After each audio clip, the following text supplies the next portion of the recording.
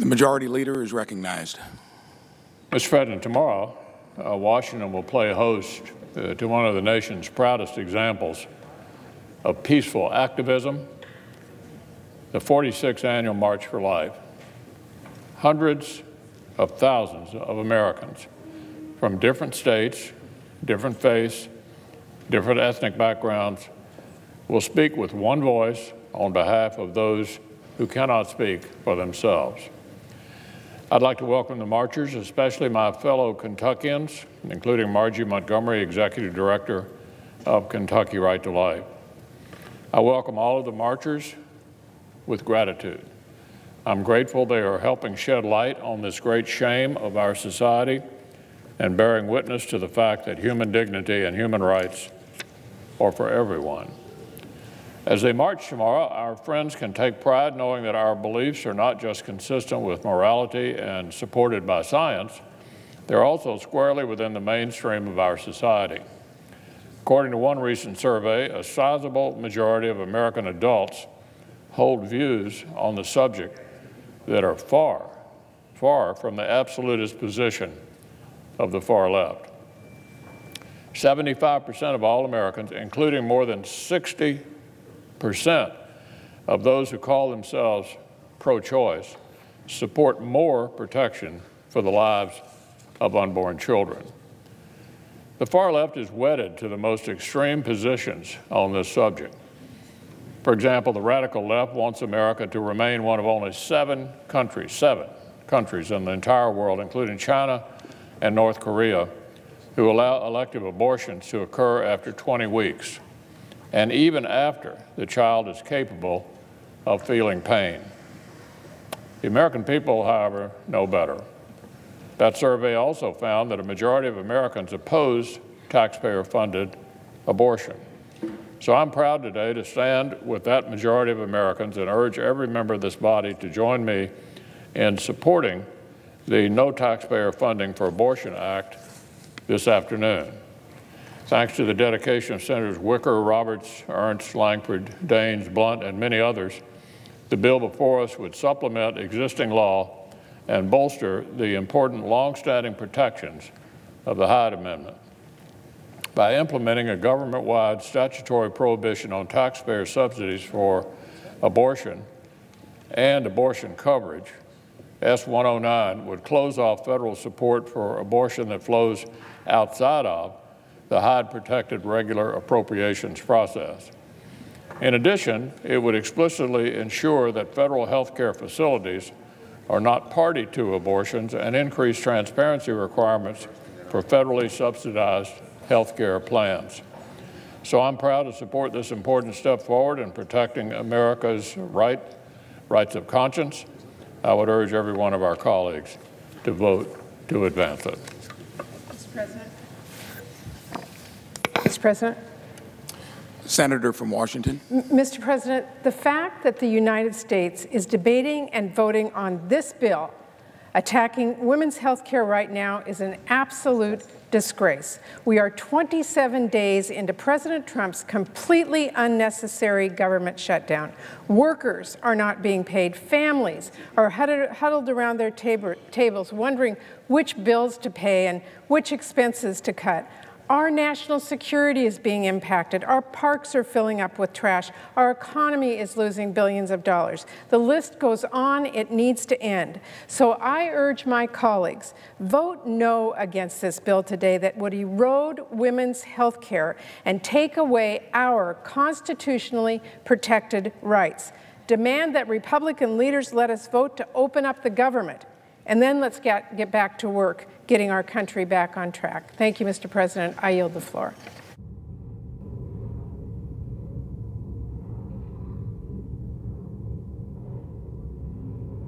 Mr. President, the Democratic leader. First, I want to just echo the words of my colleague, our great ranking member of Health and Human Services, Senator Murray.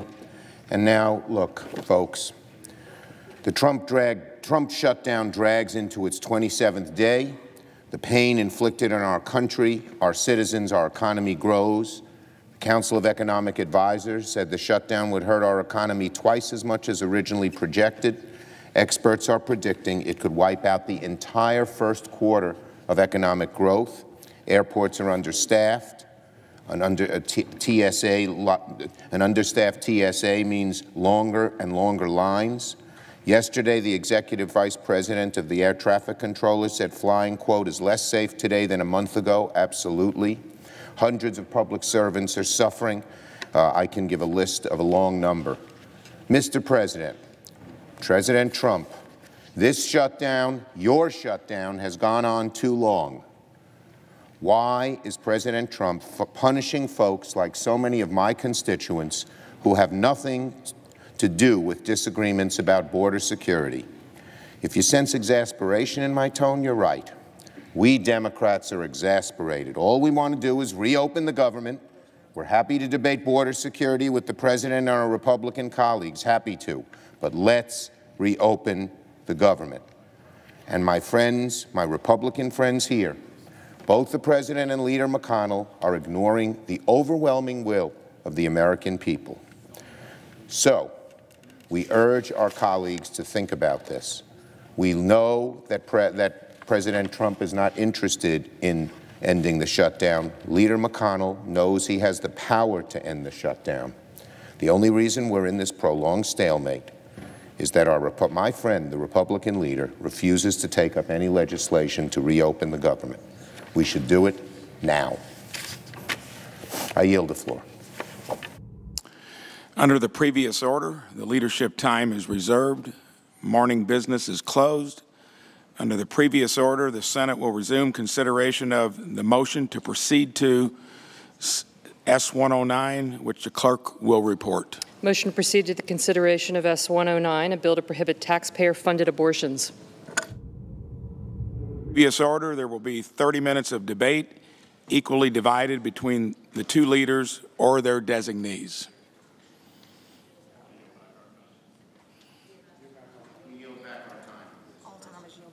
All time is yielded back. The clerk will report the motion to invoke cloture. Cloture motion. We, the undersigned senators, in accordance with the provisions of Rule 22 of the Standing Rules of the Senate, do hereby move to bring to a closed debate on the motion to proceed to counter number 11, S-109, a bill to prohibit taxpayer-funded abortions, signed by 17 senators. By unanimous consent, the mandatory quorum call has been waived. The question is it the sense of the Senate the debate on the motion to proceed to S-109, a bill to prohibit taxpayer-funded abortions, shall be brought to a close? The yeas and nays are mandatory under the rule. The clerk will call the roll. Mr. Alexander, Mr. Menendez. No. Ms. Hirono. No. Are there any senators in the chamber wishing to vote or change a vote? Seeing none, on this vote, the yeas are 48, the nays are 47. 3/5 of the senators duly chosen and sworn, not having voted in the affirmative, the motion is not agreed to. Mr. President. Democratic leader. Mr. President, can we have some order, please? The Senate will be in order. We've spent the past few days debating the resolution of disapproval of the Treasury Department's plan to relax sanctions on Russia. We've made clear that Treasury's plan is insufficient and lets Putin and his cronies off the hook.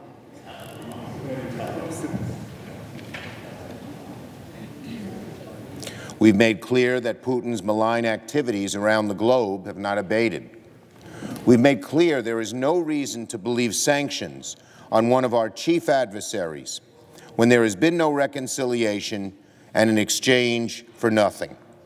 Earlier this week, 10 brave Republicans joined us on the motion to proceed and again on cloture, but it was not enough for passage.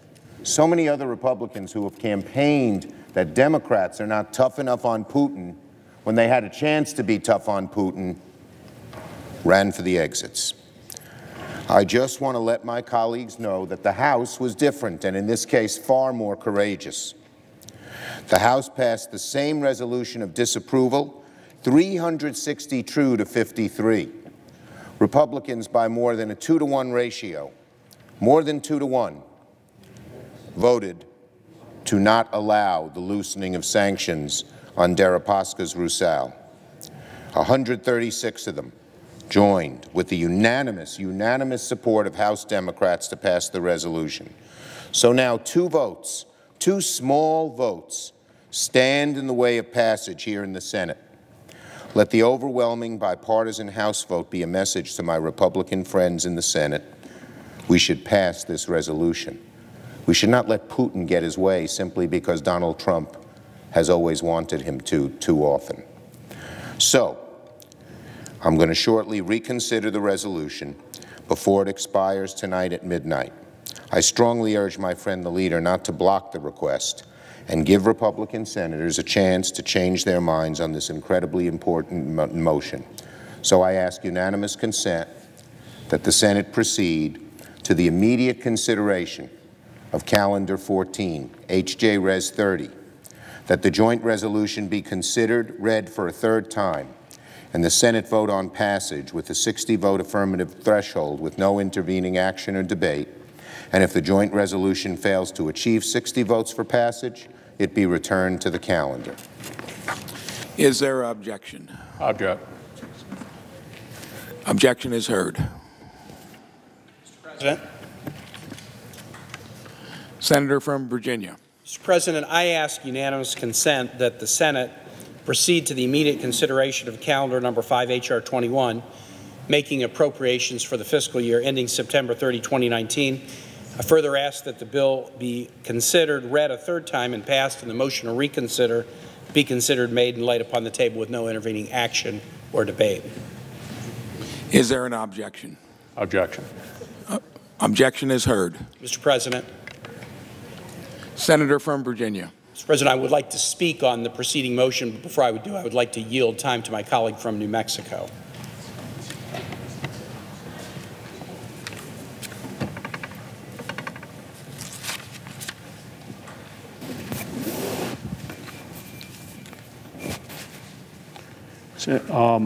Senator Kaine, you're yielding to me to talk about Interior Department and the bills. Okay. Let me just thank you for your vigilance. I mean, when we have 800,000 federal employees across this country and their families hurting, you have been vigilant at this. I know your state of Virginia, you and Senator Warner are very concerned. Senator Heinrich and myself, very concerned about what's happening in New Mexico. And I wanted to speak a little bit about the Interior Department bill where I'm the ranking Democrat. Mr. President, I rise today to call on this body to take action and immediately end the government shutdown that is causing tragic consequences in the lives of Americans. We are on day 27 of the shutdown, the longest in our nation's history. Every day, my constituents in New Mexico are asking me, what are we doing to end this senseless shutdown? So I'm here on the Senate floor demanding that we open the government, demanding that we do our jobs as a co-equal branch of government, demanding that we pass bipartisan appropriations bills. I have the privilege of serving as the ranking member of the Interior Appropriations Subcommittee, and I know how critical that the Interior bill is, particularly to my home state of New Mexico and states across the West and across the country. The Interior bill funds basic services like health care and public safety for 2 million American Indians and Alaska Natives through the Indian Health Service and the Bureau of Indian Affairs. This bill keeps our air and water clean through the work of the Environmental Protection Agency.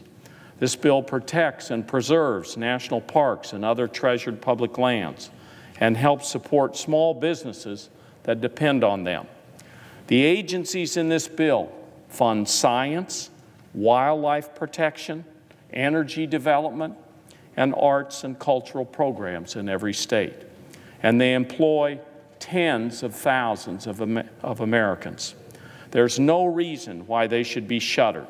They are simply too important. This shutdown is particularly devastating for Indian country. Every day the President continues to treat tribal programs like hostages for political gain. By his action, he endangers families across Indian country. Multiple health clinics that serve urban Indians have closed their doors, forced to turn hundreds of patients away. Tribal court programs are in jeopardy. Food distribution and social service programs are on the chopping block. Law enforcement services are stretched to the breaking point. Thousands of tribal members are furloughed, all to devastating effect. Indian country is paying the price for every day that the President's reckless shutdown continues. These are people's lives and livelihoods on the line. Our government is completely failing to uphold its trust and treaty obligations to Native Americans. All for what?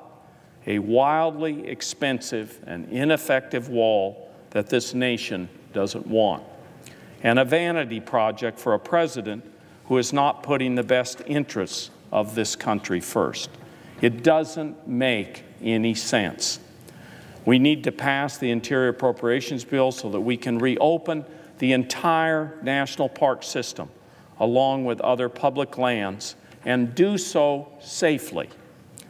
Already we've heard about the tragic impacts of the shutdown on our parks, including 1,000-year-old Joshua trees cut down in California and fossils that have been looted at Carlsbad Caverns in my home state of New Mexico.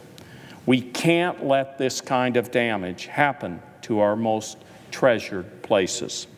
And we must ensure that small businesses that depend on our public lands, from fishing guides to gas stations and hotels, are able to thrive and keep our economy strong. Across the board, this shutdown is hurting businesses, contractors, and federal workers. Even the President's own Council on Economic Advisors has released figures doubling the expected impacts to the economy. Think about that. The President's own aides admit that this shutdown is worse than they anticipated. This is totally unacceptable. But it's not too late to change the situation. We can end this shutdown today. All it takes is for enough of my Republican colleagues and friends to find the courage to join us to pass these appropriations bills and to send a message to the White House: we need to reopen the government. So, Mr. President, I want to say to them, let's join together to make sure that tribal health clinics are open and tribal law enforcement officers are on patrol. Let's work side by side to reopen the entire national park system and other public lands that ensure that there are enough staff members on the ground to protect our nation's most cherished natural and cultural resources. Let's pass these bipartisan appropriation bills without delay. I don't understand how this chamber can stand by and watch the devastating effects of this shutdown on our nation. In New Mexico alone, we estimate that there are at least 10,800 federal workers that are working without pay or are furloughed outright. And nationwide, there are an estimated 800,000 federal workers and as many as 2 million federal contractors that may be affected. We're talking about millions of people's paychecks being held hostage for a border wall that the American public doesn't support. Yesterday, I stood on this floor and talked about the impacts this shutdown is having on the Ornelas family of Carlsbad, New Mexico. They're depending on a paycheck from the Department of Interior to help keep their family afloat as they deal with a disabled son who had 2 brain surgeries. The Ornelas family was already dealing with one of the worst crises a family can go through, and now they have to worry about how to pay for basic necessities. They are just one example of the lives at stake. But it's not just federal workers and federal contractors. Every single American relies on the federal government for essential public safety and security. The Food and Drug Administration shut down. Contaminated food can kill thousands. TSA agents and FAA air traffic controllers we rely on to keep air travel safe. They are unpaid. In a massive irony, President Trump's shutdown means that the Department of Homeland Security is unpaid. There are an estimated 2,000 New Mexicans we rely on for border security, international trade, and immigration work. They are unpaid. This really, truly is madness. For their sake and for the sake of all Americans who are affected by this tragic situation, we need to end this shutdown now. The consequences of inaction are too great. And once again, let me just thank Senator Kaine for his passion on this issue and for his vigilance in terms of bringing this issue and fighting with all of us here on the floor. And I would yield to Senator Kaine. Senator from Virginia. I will briefly conclude my comments recognizing that my colleague from Indiana is also on the floor. I want to thank the Senator from New Mexico for his words. He spoke about the motion I just made. I will be on the floor tomorrow and Saturday and next week, Tuesday, Wednesday, and Thursday, to share stories that have been shared with me and are being shared with me every day by Virginians affected and the agencies that the Senator from New Mexico discussed and others. But just to clarify, the motion that I made earlier was to have a vote on the House bills that are pending before us. There are two House bills pending before us. One is for a short-term appropriations for the Homeland Security-related agencies. The other is for the full year fiscal year, the remainder of the fiscal year appropriation for the following departments and agencies: Department of the Interior, Environmental Protection Agency, Forest Service, Department of the Treasury, including the IRS, the Judiciary, the Executive Office of the President. We are trying to fund the Executive Office of the President, the District of Columbia, the Department of Agriculture, including the Food Stamp Program, the Food and Drug Administration, the Department of Transportation, the Department of Housing and Urban Development, the Department of Commerce, the Department of Justice, including the FBI, science-related agencies, including NASA, the Department of State, and several related and independent agencies. That was the motion that I made that was objected to by the Majority Leader. Three items quickly. There are three levels of just surreal illogic to the position that we are in. The first is we are having a legitimate debate between Congress and the President on border security and immigration reform. That's a very legitimate debate on which there are intellectually respectable differences of opinion. But if we're having a debate about that, why would we punish the workers that are charged with administering the food stamp program? Why would we punish workers in the national forests and the national parks? Why would we punish the citizens that need those services? So the first level of illogic to the position that we're in is we're punishing both workers and the citizens who need services, completely unconnected with the border and immigration reform issue. Surreal illogic number two. If we are having a debate about safety and security on the border, why would we demand Customs and Border Patrol folks work without pay? Those that are affected and that are part of the agencies dealing with the dispute are, by all accounts, the frontline people who are dealing with this: immigration judges, Customs and Border Patrol folks, ICE agents, DEA agents, Coast Guards that interdict drugs, FBI, U.S. Marshals, BATF agents. Why would we make their lives harder when they are the safety and security professionals who are charged with dealing with the issue that we are trying to figure out? And the final level of surreal logic, as I yield to my colleague from Indiana, is this. I want to thank all my colleagues, because a week ago we, by unanimous consent, passed a back pay bill that the President signed yesterday. So now we have guaranteed that the Federal Treasury will write a check for the paychecks for all of these workers. It's actually probably going to be more, because to close and restart actually costs a little bit more. But we have now agreed to pay back pay in this and any future shutdown to these workers. So if we're going to pay them anyway, if we're going to pay them anyway, why wouldn't we want them to be serving Americans instead of furloughed? If we're going to pay them anyway, if the federal treasury is going to write that check, wouldn't it be better that they're in their offices answering the phone, processing food stamp application, serving their fellow Americans, than locked out of their offices? We bar federal workers from striking because of the need for continuous government operations, but we're locking them out of their offices while we've agreed to give them full payment for the work that they would have been doing had we not locked them out. That is not fiscally smart.